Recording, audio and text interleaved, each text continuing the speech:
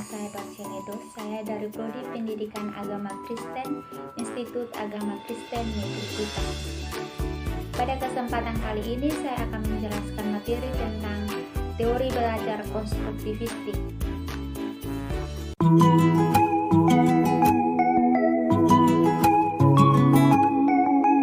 Nah, teman-teman, pertama-tama kita harus mengetahui terlebih dahulu tentang apa yang dimaksud dengan teori belajar konstruktivistik atau pengertian dari teori belajar konstruktivistik. Nah, pada kesempatan kali ini saya akan memberitahukan kepada teman-teman semua tentang pengertian dari teori belajar konstruktivistik. Teori belajar konstruktivistik merupakan metode pembelajaran yang lebih menekankan pada proses dan kebebasan dalam menggali pengetahuan serta upaya dalam mengkonstruksi pengalaman atau memberikan keaktifan terhadap siswa untuk belajar menemukan sendiri kompetensi, pengetahuan atau teknologi dan hal yang diperlukan guna mengembangkan diri mereka sendiri. Pengertian teori belajar konstruktivistik menurut beberapa ahli. Di sini terdapat dua ahli, yaitu yang pertama Jean Piaget. Menurut Jean Piaget yang dikenal sebagai konstruktivis pertama yang menegaskan bahwa pengetahuan tersebut dibangun dalam pikiran anak melalui asimilasi dan akomodasi. Asimilasi adalah penyerapan informasi baru dalam pikiran, sedangkan akomodasi adalah menyusun kembali struktur pikiran karena adanya informasi baru sehingga informasi tersebut mempunyai tempat. Pengertian menurut Vygotsky, murid mempunyai ide mereka sendiri tentang semua perkara, di mana ada yang betul dan ada yang salah. Jika pemahaman dan miskonsepsi diabaikan atau tidak ditangani dengan baik, maka mereka akan tetap salah walaupun dalam pemeriksaan mereka mungkin memberikan jawaban seperti yang dikehendaki oleh guru. Dalam teori belajar konstruktivistik, mahasiswa harus dapat mengetahui tentang seperti apa karakter manusia masa depan yang diharapkan.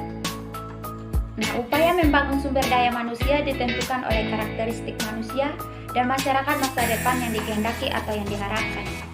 Karakteristik manusia masa depan yang dikehendaki atau yang diharapkan tersebut adalah manusia-manusia yang memiliki kepekaan, kemandirian, tanggung jawab terhadap risiko dalam mengambil keputusan, mengembangkan segenap aspek potensi melalui proses belajar yang terus-menerus untuk menemukan diri mereka sendiri dan tetap menjadi diri mereka sendiri. Dalam teori belajar konstruktivistik juga terdapat perbedaan antara pembelajaran tradisional dan pembelajaran konstruktivistik. Pembelajaran tradisional lebih didominasi oleh guru. Guru menyampaikan materi pembelajaran melalui ceramah dan materi yang disampaikan sesuai dengan urutan atau sesuai dengan isi buku teks.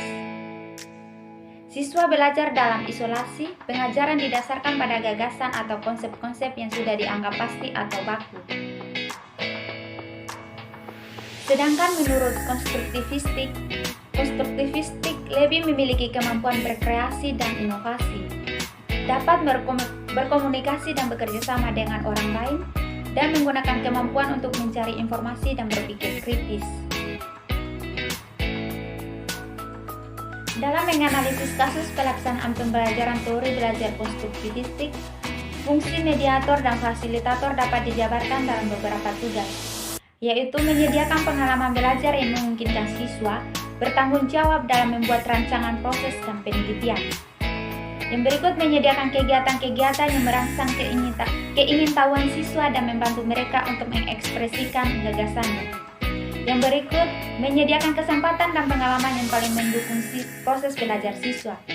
Yang berikut memonitor, mengevaluasi, dan menunjukkan apakah pemikiran siswa jalan atau tidak. Sebagai seorang guru, agar perannya berjalan dengan optimal, maka guru perlu banyak berinteraksi dengan siswa untuk lebih mengerti apa yang sudah mereka ketahui dan pikirkan. Yang berikut, guru perlu membicarakan tujuan dan apa yang dibuat dalam kelas bersama siswa. Yang berikut, guru perlu mengerti pengalaman belajar mana yang lebih sesuai dengan kebutuhan siswa. Yang berikut, guru perlu meningkatkan keterlibatan dengan siswa yang sedang berjuang dan kepercayaan terhadap siswa bahwa mereka dapat belajar. Yang berikut, guru perlu memiliki pemikiran yang fleksibel. Dalam teori belajar konstruktivistik juga terdapat kelebihan dan kelemahan.